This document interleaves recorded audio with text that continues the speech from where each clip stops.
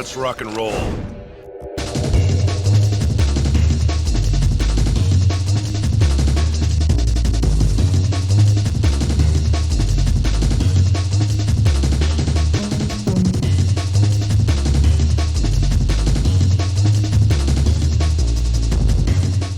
By the time this video drops, I'll be on vacation. I wanted to cover a short game to fill in while I was away. At first, I was going to do Mech Assault, but neither it nor its sequel was working for me on XEMU. Instead, I took this as a chance to boot up the newest version of PCSX2 and play Ghost in the Shell Standalone Complex. Don't confuse this with a PSP game that has the same title. That one's an FPS. This one's a TPS. The PS2 version was developed by Cavia, better known as the ones responsible for Drakengard, Nier, and Bullet Witch.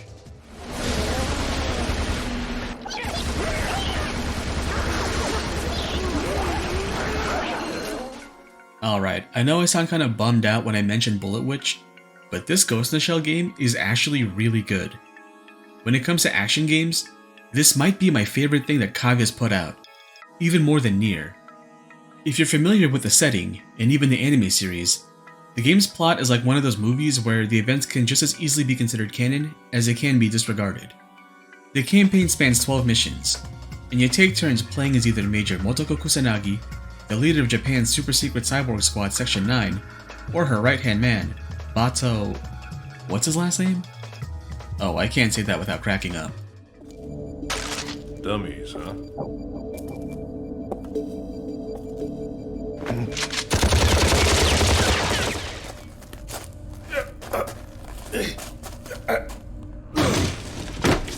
Well now, I guess it's time to do some cleaning. Each mission starts with a briefing, an intro cutscene, and an ending cutscene to cap off the events and lead into the next mission. And while you'll be doing a mix of punching, shooting, and jumping during the campaign, you'll spend more time platforming with the Major and more time fighting with Bato. What makes this game work for me is the controls. Most of the action takes place on the shoulder buttons. I won't tell you the default configs because I changed mine up so that I could have main weapon fire on R2, and that really helped me acclimate to the combat. I kept the face buttons intact, so triangle switches between your two main weapons and square switches between your various sub-weapons. Melee attacks count as a sub-weapon, so be mindful of what you've selected, as I've ended up tossing grenades at an enemy's face when I thought I was going to beat them up. X and circle serve as action buttons for different contexts. X is for general actions like interacting with terminals and doors. Circle is for reloading your active weapon and swapping it out with whatever gun's nearby.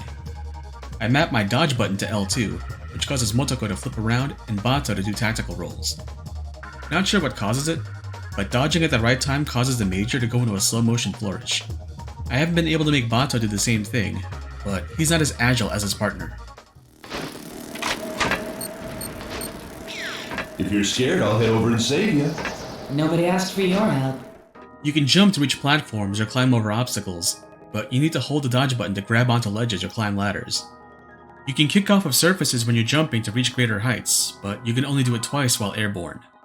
When you kill an enemy, they'll drop weapons and grenades, and sometimes they'll drop ID keys tied to their unit. Collecting these keys will let you see where the other enemies are on the map. If you can get a hacking ID, you can hack the enemies with blue markers. When you hack an enemy, you'll have to do a minigame where you'll line up two concentric circles so their protrusions and recessions line up. Stronger enemies require 2 or 3 levels of hacking, and each level increases the speed of the circle's rotations. In all honesty, hacking isn't worth the effort. At best, you'll be able to control a low-level grunt for 10 to 20 seconds, and all you'll be able to do is kill his buddies while they're unaware of your presence. There's a fairly standard pool of guns you'd expect from a sci-fi shooter. Later levels introduce high-powered stuff like rocket launchers and missile pods, but for the most part, it's SMGs, assault rifles, shotguns, and the occasional sniper rifle. Funny enough, a really good comparison game would be Oni, which itself was heavily inspired by Ghost in the Shell. Both games focus on mixing melee and ranged combat encounters. Both games use terminals to move the plot forward as missions progress. Both games have fairly robust controls that hold up in the current year. Both games have circular health meters, and I wonder if Cavia took notes from Oni's design, or if that's just part of the circular aesthetic for UI design in Standalone Complex's setting. Where the differences lie come down to their focus and production value. Oni places more emphasis on melee combat, with how your stance and speed affect how your attacks will come out. And Standalone Complex is more of a shooter where you can run up to enemies and beat them to death. Because Oni was made by a pre-Halo Bungie, it doesn't have the slick visuals or top-notch voice acting that we'd expect from that studio. I'd heard they consulted with an architect while they were designing levels, and I can believe it as a lot of the early stages resemble real-world areas in their symmetry and repetition. But the flat coloring style that evokes late 90s anime-inspired comic art reinforces the flatness of the level design. Production IG, the anime studio that worked in a Standalone Complex anime, co-developed the game with Cavia, and the result is a game that's faithful to the source material in its visuals and even its voice work, as a cast for the English dub reprise the roles for the game. You think the director's a part of Yasuo's group too? Toga-san, when you arrive at Hanamaki, I want you to find out what both Tagami and the Tohoku Autonomous Region look like. Understood. Any word from the Major? Not yet. As for the controls, Oni has a lot more going on with its combos and inclusion of throws, sweeps, and blocks. I've played the game with both controller and mouse and keyboard, and I'm not kidding when I say that Oni's controls hold up. It always makes me wonder what would have happened if this was a game that put Bungie on the map instead of Halo. Standalone Complex's controls work, but you'll never be able to ignore how stiffly the Major and Bato move around compared to Konoko's animations in Oni. If you want to know more about Oni, check out my friend Nick's video on the PC port from a few years ago. Despite the campaign's short runtime, some of the set pieces caught me off guard with how good they were, and they actually reminded me of other games. An early mission has a Major scouring a storage unit warehouse. To get to the next area, she has to remotely control a robot past some enemies to unlock a door. This was eerily similar to that moment in Metal Gear Rising where you control a dwarf gecko to retrieve intel. Early missions with Bato have you fighting these security bots, and I can't check off the fact that Cavia would go on to develop Nier, which would lead to Automata and their machines also giving off a Death Roomba vibe. Not so fond of these Buzz Cola Robo Bees from Simpsons Hit and Run though. They feel really out of place with the rest of the game's art direction. The campaign constantly teases you with the prospect of using a Tachikoma in a fight, but never delivers. That is, until Mission 8. For one mission, they put Bato in a Tachikoma, and it is a highlight of the game. You control it exactly how I expect you to based on how they move in the show, down to their precise movements when they inch about, despite the fact that the set piece is a full-on combat encounter. I've never played the PS1 Ghost in the Shell game, but I'd be curious as to whether I took any notes from that. My favorite Bato mission puts him in the training grounds of the terrorist cell, and it's a mix of open area arenas full of infantry and the occasional heavy armor, and bunkers infested with soldiers. There's an obstacle course where enemies perch up to shoot down on you, and you can climb on top of it, and it's the only place where there's a wall with a netting texture that counts as a ladder. I'm not as fond of the Major's missions as hers involve platforming, which is where the flow of the campaign can fall apart due to the physics. There's a part in Mission 10 where you have to platform up a wind tunnel, and I've spent way too much time resetting there because of how the physics goes nuts when you wall kick. But I'd say Missions 4 and 6 were her best because of how much variety there is in the locales. You go from starting at the crash site of a train station to scaling the side of a building, fighting on rooftops, using thermoptic camo to get past snipers, and clear out an entire city block full of enemies at the end. Besides the thermoptic camo, you can collect other pickups to give the Major and Bato temporary buffs in a fight. The Major doesn't hit as hard as Bato, so she can find stun units that will add a shock effect to her kicks for a set amount of uses. This isn't explained during training or even in the manual, but when you're low on health, you get a hidden power-up that you can activate to trigger bullet time. Everything, including you, slows down for a brief period of time to give you a fighting chance to line up a shot or escape enemy gunfire.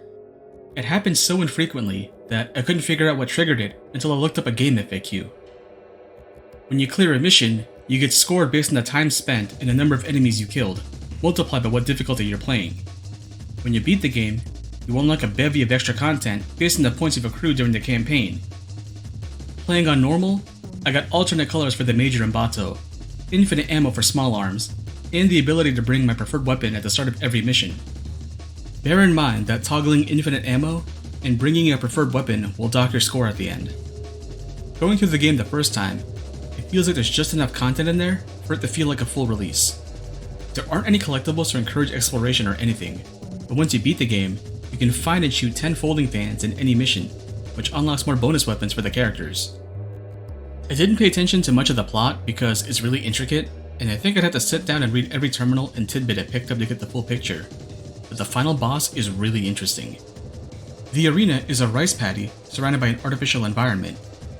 You have to fight the invisible enemy armor along with soldiers, but only so that you can get ID tags off the soldiers and use them on terminals to disable the boss's optic camo. All while the boss and the major have a philosophical battle in the dialogue boxes. It's not the hardest fight in the game, but I think it captures the essence of what Ghost in the Shell is about: philosophy and gunfights.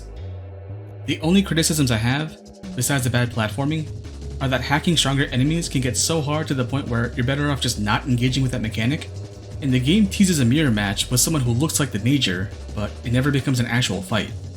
It would have been a great opportunity to see a matchup between her and Bato.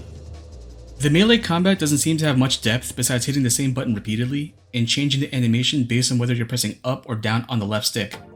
But I can forgive all of that because pressing back while fighting will cause Bato to dropkick his foes. Now, I love a good dropkick animation, all the more if it's an attack I can consistently pull off in a game. So every encounter with Bato became a minigame where I try to end the fight with a dropkick, even if doing so would mean I lose most of my health from gunfire. And the music in this game is so cracked out, that snare drum is doing a lot of heavy lifting for the tracks. All in all, this is a fantastic licensed game. Sure, the animations are stiff by today's standards, and the platforming can cause you to pull your hair out at specific points, but this feels exactly what a byproduct of the Ghost in the Shell IP should feel like. And it's crazy that there weren't more of these made at the time. If you have PCSX2, try it out. If you have a hard copy for the PS2, it's perfectly fine to play it on there as well, but you're gonna be missing those save states when you wind up in the wind tunnel.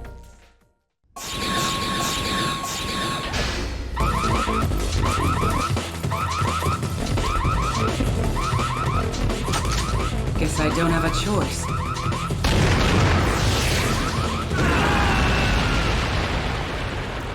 What do you think? Right on time. What kept you? How about a little gratitude, lady? You say something? No, nothing.